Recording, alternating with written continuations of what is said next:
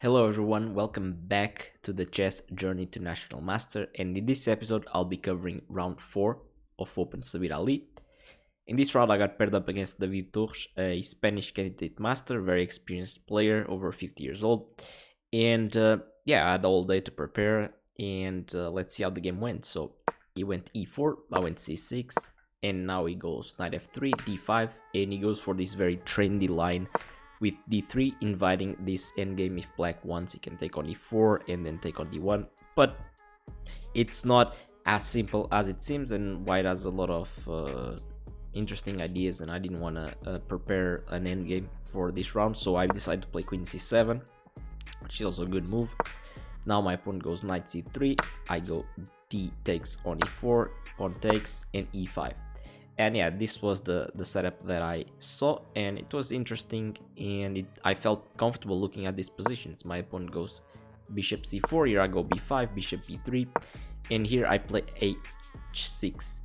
And yeah, I was very happy to have this on the board, and it looks kind of weird because white already has 3 minor pieces developed, and I have no minor pieces development. I basically just moved my queen and I pushed pawns.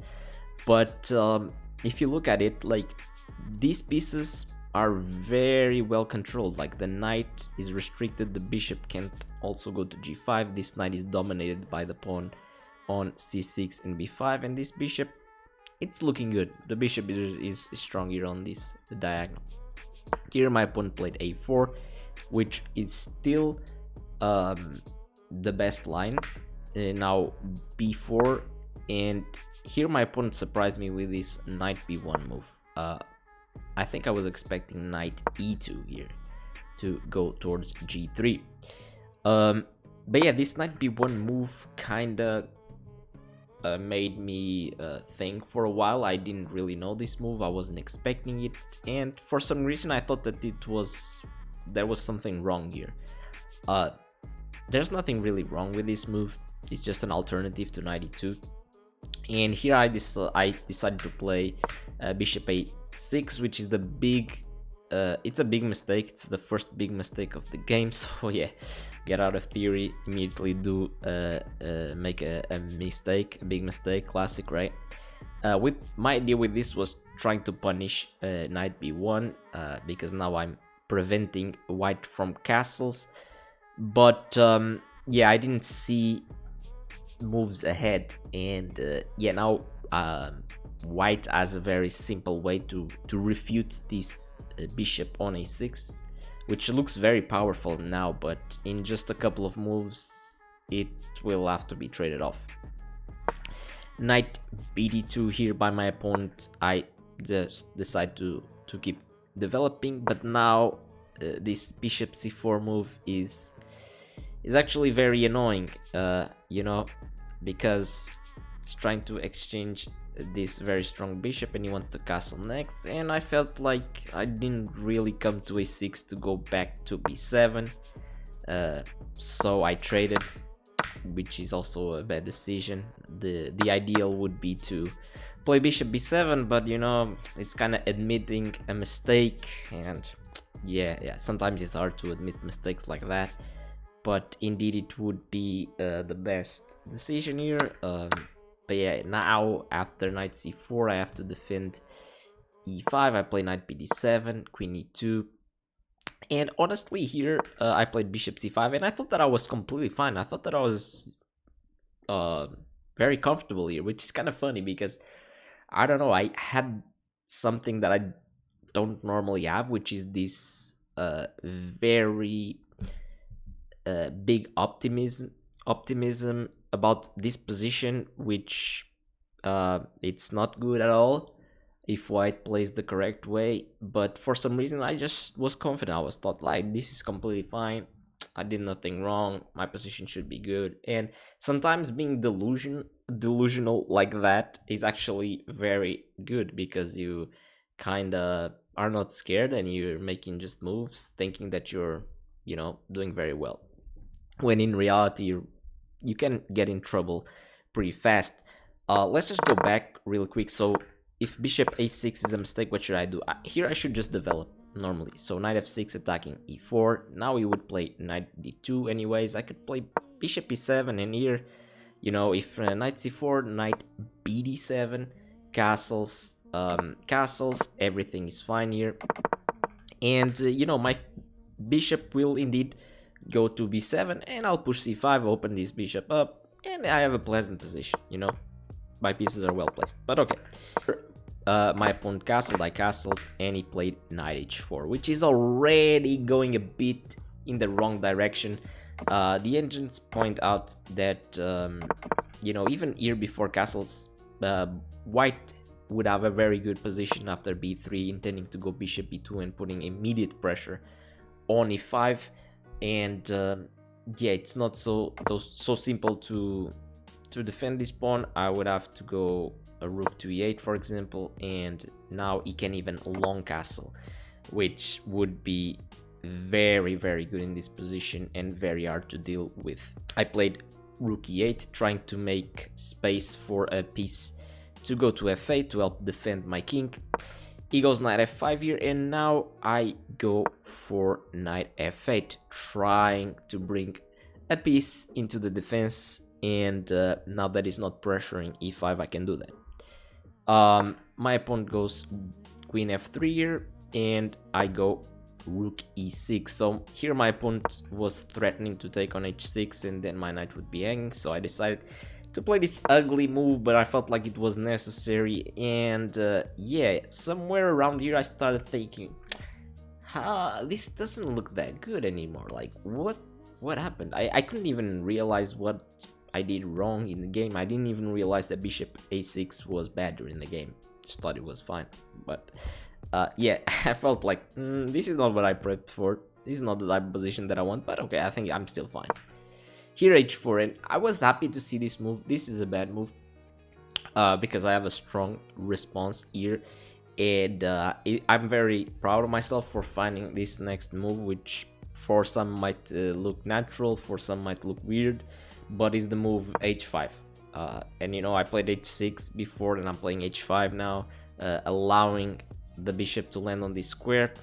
But the thing is that this g4 square is also gonna be very useful for me to not only stop white's ideas of attacking, but also to create my own ideas when, you know, exploring this weak f2 pawn.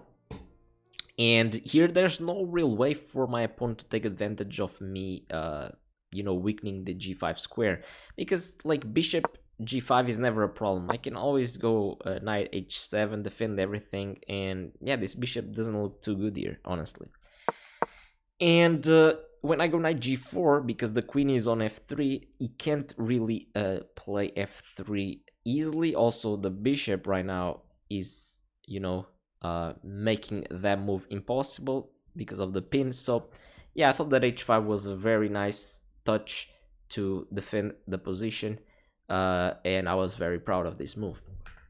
My opponent goes bishop e3, I take, he takes back with the knight, and now yeah, the position is way better for me now than it was a few moves ago. It's still it's equal now. I'm not in huge trouble, but I play a very natural move, rook e6 to e8, to try to contest the d-file, but this apparently is like a big mistake as well. Like, it's crazy. It goes from equal to like 0.6, 0.55 to white in my engine, and it's kind of hard to see that from a distance. But yeah, apparently the best would be rook d8, which yeah, I didn't consider that much, because after rook ad1 I thought that I needed to go back with the rook here, but it's actually not needed at all. I can go to d4, and it's not easy for my opponent to deal with this rook,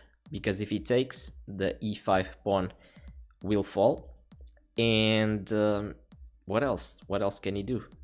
He can't really play c3 because I'm attacking the pawn on e4, so he would have to play something ugly like knight d2, and now I can actually take the file, and I'm never worried about this move, which can also be scary from a distance. But I have this this variation here, which even though I lost a rook, I got you know, a rook for 2 knights, and here black is dominating. My opponent played queen f5 here directly instead of taking the open file. I play knight g6, g3 by my opponent, and now I bring the rook to d8. My opponent challenges the rook on d8, and I just play rook d4. And yeah, I was happy with this, because if he takes, I will win this pawn. And if he doesn't take, if he plays something like f3 defending the pawn on e4, I can just double the rooks on the d file, and I have the d file control. I thought that here, you know, I don't know if I'm better, but I'm at least fine, because like he has nothing on the position here to exploit it. Everything is defended, the rooks are active. I was feeling good about this position. Queen h3 by my opponent. I played knight f8, trying to reroute the knight and make it more active here. Queen f1, g6, just preventing any knight f5s. Now that the queen is protecting the rook, I don't have you know, this tactic of taking when white plays f5. So I play g6, he plays c3, takes, and here I come back with the rook to keep the d file control. He trades and just trades all the pieces down, and here there's not much for me to do. I have to I mean, I don't have to trade, but yeah, just play knight e6, and now when he takes, I take with the knight to defend his pawn. And yeah, we got to this position. I don't know how much time we actually had on the clock here. I have very little recollection of this game in my head. Yeah, I just knew that I was proud of that h5 move, and I thought that I was doing pretty fine out of the opening, even though I wasn't. But yeah, here queen b1, a5. It's hard to say if this was a good move or what good move I can make. Queen d1, knight c5, attacking a4, but it's defended. King g2, and we were almost reaching the time control. King g7, and here we agreed to a draw. I don't know who offered the draw. It feels like every time I'm the one offering a draw, but I don't know. Maybe I'm the one offering a draw, because it always ends on my move. But yeah, here, yeah, the position is that equal, and I got a draw against the candidate master. It was a weird game, because I think we both didn't understand how dangerous the position could actually be for black in some variations. But yeah, it was a very, you know, uneventful game, honestly, quite boring. But I got a draw with the black pieces against the higher rated opponent, 2000, and yeah, I was happy that I was getting more and more comfortable playing against 2000s, which not too long ago in the journey it was like a big stress playing at 2000. I thought they were just like amazing chess players and they were so strong, and now, like, after these games of playing them so much, I realized that they are not that different from myself. Like, they make mistakes, they don't play super well every time, and I can definitely get my chances. And so yeah, this was the game. I hope you guys enjoyed. A bit of a shorter video, but I'll see you for the next game. Bye bye.